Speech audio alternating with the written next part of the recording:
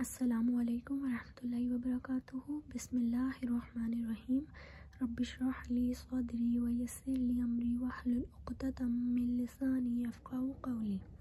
आज हम जो है वो डिस्कस करेंगे सेकंड मेथड डाटा प्रेजेंटेशन का। फर्स्ट वीडियो में हमने डिस्कस किया था कि डाटा के प्रेजेंटेशन में जो फर्स्ट मेथड होता है वो होता है ग्राफिकल रिप्रेजेंटेशन, जिसमें pie chart, histogram, ogive, frequency, polygon और जो है वो लाइन चार्ट वगैरह आ जाता है। नेक्स्ट है हमारे पास कि हम जब डाटा को रिप्रेजेंट कर रहे हो तो सेकंड मेथड होता है हमारे पास कि हम टेबुलेशन करें, यानी टेबुलेशन मेथड, टेबल बनाएं। तो उसके अंदर हम जो है वो फ्रीक्वेंसी डिस्ट्रीब्यूशन को डिस्कस करेंगे, उसमें कि फ्रीक्वेंसी डिस्ट्रीब्यूशन का अनग्रुप डाटा का टेबल कैसे बनता है और ग्रुप डाटा का टेबल कैसे बनता है।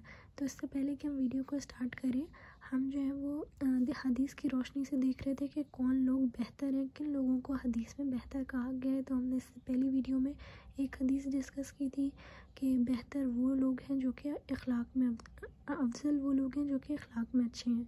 सेकंड हदीस है, हदीस का मफहूम है कि तुम में से बेहतर वो है जो कि अपने घर वालों के साथ अच्छा है। सही इब्न हबाम 4177।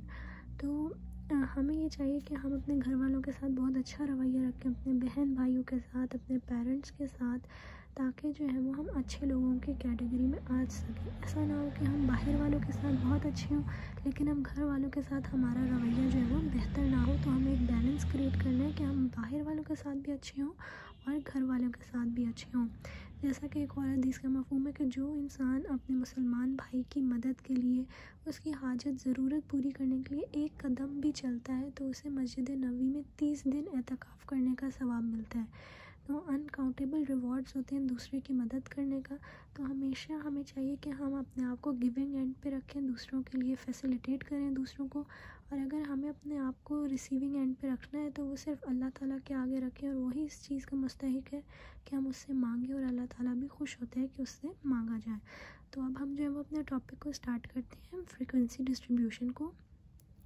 फ्रीक्वेंसी डिस्ट्रीब्यूशन एक ऐसा स्टैटिस्टिकल मेथड है जिसके अंदर हम टेबल बनाते हैं और डाटा को अरेंज करते हैं on the basis of size, magnitude.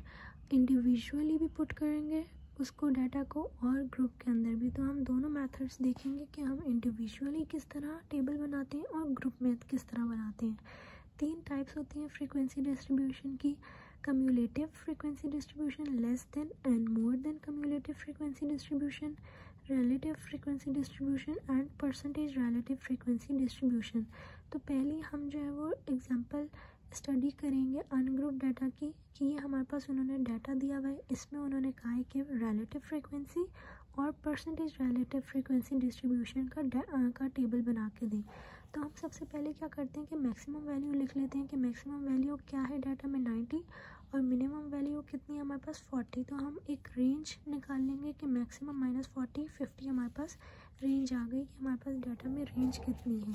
Then जो है हम क्या करते हैं, बनाना शुरू करते हैं। अब ये जो हमारे पास डाटा है इसको हम इंडिविजुअल पुट करेंगे। सबसे छोटी वैल्यू क्या थी रेंज के मुताबिक 40, और सबसे ज़्यादा कौन सी वैल्यू थी 90। तो 40 हमने पुट किया, फिर हम देखेंगे कि 40 जो है वो कितनी बार आ रहा है डाटा में। तो 40 1 और 2 बार आ रहा था डाटा में, तो हमने टेलीमार्क्स बना लिए कि ये 2 बार रिपीट हो रहा है। टेलीमार्क्स और फ्रीक्वेंसी एक ही चीज़ है। टेलीमार्क्स में हम लाइंस लगाते हैं और फ्रीक्वेंसी में हम नंबर मेंशन करते हैं कि वो जो इंडिविजुअल डाटा है वो कितनी बार रिपीट हो रहा है। यही मेन डिफरेंस होता है इंडिविजुअल डाटा पुट करने में और ग्रुप डाटा पुट करने में, कि इंडिविजुअल डाटा में हम एक एक डाटा को इंडिविजुअल लिखते हैं, लेकिन जो ग्रुप डाटा होता है उसमें उन्होंने बताया हुआ होता है कि क्लास साइज़ है और हमने एक क्लास इंटरवल बनाना है। तो पहले हम देखते हैं अच्छे से कि इंडिविजुअल डाटा में क्या क्या चीज़ें बनाएंगे। इंडिविजुअल डाटा हमने पुट किया, हमने टेलीमार्क्स और फ्रीक्वेंसी लिख लिया।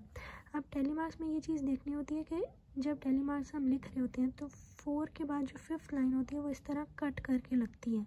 देन 6, 7, 8, 9, देन 10th वाली लाइन कट करके लगेगी। तो इस तरीके से हम टेलीमार्क्स को लिखते हैं।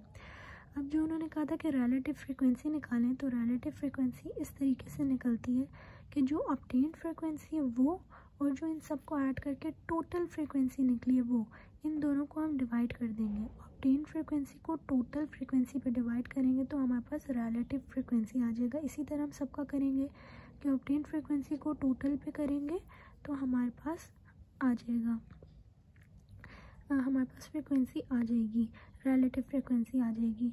नेक्स्ट है हमारे पास परसेंटेज रिलेटिव फ्रीक्वेंसी। तो परसेंटेज रिलेटिव फ्रीक्वेंसी इस तरीके से निकलती है कि जो रिलेटिव फ्रीक्वेंसी होता है उसको हम जो है वो मल्टीप्लाई कर देते हैं 100 से, तो हमारे पास परसेंटेज रिलेटिव फ्रीक्वेंसी आ जाता है। अब जब हम रिलेटिव फ्रीक्वेंसी को ऐड करेंगे तो अगर इसका आंसर राउंड अबाउट टू 1 है, इसका मतलब है हमने सही निकाली है।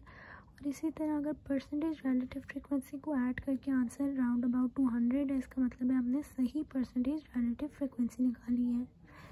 नेक्स्ट है हमारे पास ग्रुप डाटा किस तरह हम फ्रीक्वेंसी डिस्ट्रीब्यूशन में पुट करते हैं, वो बता देंगे कि ग्रुप डाटा बनाना है। डाटा इसी तरह उन्होंने दिया हुआ होगा, लेकिन वो मेंशन करेंगे कि ग्रुप फ्रीक्वेंसी डिस्ट्रीब्यूशन का टेबल बनाना है, और उन्होंने क्लास साइज़ भी मेंशन किया हुआ होगा कि इंटरवल, क्लास इंटरवल का साइज़ कितना होगा। तो पहले तो हम लिख लेंगे डाटा में मैक्सिमम वैल्यू कितनी है 96 और मिनिमम वैल्यू कितनी है 25। तो इन दोनों को माइनस करके मैक्सिमम माइनस मिनिमम करके हम रेंज निकाल लेंगे कि डाटा के अंदर जो रेंज कितनी है 95 से 96 माइनस 25 71 हमारे पास रेंज है। रेंज हम इसलिए निकालते हैं ताकि जो मिनिमम वैल्यू है उसको लिखें और जो मैक्सिमम वैल्यू है हमें पता हो कि जो टेबल है वो कितना बड़ा बनेगा। अब हम शुरू करते हैं टेबल बनाना। तो पहले हम मिनिमम वैल्यू लिखेंगे और उन्होंने बताया हुआ था कि क्लास साइज़ कितना होना है 10 होना है। तो फिर हम क्या करेंगे कि इसको ऐड कर लेंगे 25 प्लस 10 34। अब ये चीज़ याद रखनी है कि 25 प्लस 10 35 नहीं बनेगा बल्कि 34 बनेगा, क्योंकि हम 25 को भी ऐड कर रहे हैं। तो इस तरीके से हमने क्लास इंटरवल बना लेना है। क्लास इंटरवल कैसे बनेगा, क्लास साइज़ उन्होंने बताया हुआ होगा 10 है तो 10 ऐड करके बनाना है। इसी तरह 34 के बाद 35 फिर 10 ऐड करेंगे, ये सारा जो है वो क्लास इंटरवल बन जाएगा। अब जो मैक्सिमम वैल्यू है 96 है, तो उसके लिए हमने 95 के बाद 104 तक लेके गए ताकि 96 को पुट कर सकें। फिर हम ये करेंगे क्लास इंटरवल बनाने के बाद कि फ्रीक्वेंसी और टेली मार्क्स लिखेंगे। अब फ्रीक्वेंसी कैसे लिखेंगे, हम देखेंगे कि 25 से लेकर 34 तक कौन सा नंबर आ रहा है और कितनी बार आ रहा है। तो जैसा कि हम अगर टेबल में देखें, ये डाटा के अंदर देखें, तो 25 से 34 का जो पहला इंटरवल है उसके अंदर 28 दो बार और 25 आ रहा है। तो टोटल इस इंटरवल के अंदर कितने डाटा आ रहा है, यानी कितने नंबर्स आ रहे हैं 3। तो फिर हम इस तरीके से फ्रीक्वेंसी 3 लिख लेंगे। टेली मार्क्स बना लेंगे, वही फ्रीक्वेंसी और टेली मार्क्स तो हम पहले भी डिस्कस कर चुके हैं। अब उन्होंने बी में कहा था कि क्लास बाउंड्री और मिड वैल्यू दो। तो ये दोनों हम चीज़ें ऐसे बनाते हैं। क्लास बाउंड्री ऐसे बनती है कि जो हमारे पास क्लास इंटरवल है, जो लोअर क्लास बाउंड्री, इसको हम कहते हैं लोअर क्लास बाउंड्री और इसको हम कहते हैं अपर क्लास बाउंड्री। तो जो लोअर क्लास बाउंड्री होगी उसमें हम 0.5 माइनस करेंगे और जो अपर क्लास बाउंड्री होगी उसमें हम 0.5 ऐड करेंगे। तो अगर हम इसमें से 0.5 माइनस करें तो बनेगा 24.5, और अगर इसमें 0.5 मतलब इसमें से माइनस और इसमें ऐड करेंगे तो ये बनेगा 34.5। इस तरीके से पहले वाले में से माइनस और दूसरे वाले में से ऐड करना है 0.5, तो ये हमारे पास क्लास बाउंड्री बन गई। सबका ऐसे ही करना है, पहले वाले में से माइनस 34.5 बनेगा और दूसरे वाले में 44 में 0.5 ऐड। तो ये हमने क्लास बाउंड्रीज़ बना ली।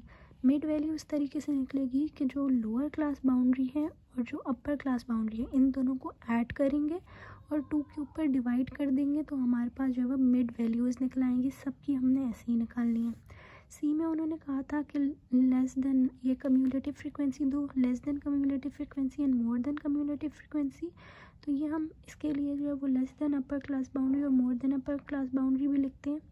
ये हम इधर से क्लास इंटरवल से देखेंगे कि उन्होंने कहा less than upper class boundary, तो यहाँ अपर क्लास बाउंड्री है ये वाली, सही है 34। यहाँ क्लास बाउंड्रीज में से देखेंगे कि अपर क्लास बाउंड्री कौन सी है 34.5। तो ये वाली सारी लाइन हम लिख लेंगे यहाँ इसके साथ और इसके आगे लफ्ज़ लिख देंगे less than 34.5, less than 44.5, less than 54.5। इस तरीके से ये less than upper class boundary का टेबल बन जाएगा। ये लोअर क्लास बाउंड्री और मोर का टेबल ऐसे बनेगा कि जो ये सारी लोअर क्लास बाउंड्री है इसको लिखेंगे और उसके बाद लफ्ज़ लगा देंगे और मोर 24.5 और मोर 34.5 और मोर। इस तरीके से ये लोअर क्लास बाउंड्री का टेबल बन जाएगा। अब cumulative frequency less than cumulative frequency इस तरीके से निकालेंगे कि जो पहली फ्रीक्वेंसी होगी उसको तो ऐसे ही लिख देंगे, 3 है तो 3 लिख देंगे। अब फिर हम 3 में क्या करेंगे, जो सेकंड फ्रीक्वेंसी है उसको ऐड करके यहाँ लिखेंगे 4। फिर जो 4 का आंसर आया उसको नीचे वाली में ऐड करेंगे 6 में तो 10। फिर 10 को अपने से नीचे वाले 4 में ऐड करेंगे 14। 14 को अपने से नीचे वाले में ऐड करके 18। तो इस तरीके से ऊपर से नीचे ऐड करते हुए आएंगे तो हमारे पास cumulative frequency less than cumulative frequency बनेगी। ऊपर से नीचे तक ऐड करके आना है। जो ये मोर देन कम्युलेटिव फ्रीक्वेंसी इसमें ऐसा होता है कि हम नीचे से ऐड करते हुए जाते हैं, यानी कि ये 3 है, 3 को ऐसे ही लिख दिया। 3 के बाद जो है वो इससे ऊपर वाले 3 को ऐड करके 6, फिर 6 को अपने से ऊपर ऐड करके 6 के साथ 12, फिर 12 को 4 में ऐड करके 16, 16 को 4 में ऐड करके 24। ये नीचे से ऐड करते करते हम ऊपर आते हैं। तो लोअर कम्युलेटिव फ्रीक्वेंसी में लेस देन कम्युलेटिव फ्रीक्वेंसी में ऊपर से नीचे जाएंगे और मोर देन कम्युलेटिव फ्रीक्वेंसी में नीचे से ऊपर ऐड करते हुए फ्रीक्वेंसी को आएंगे। तो इस तरीके से ये हमने बना लिया टेबल ग्रुप डाटा के लिए।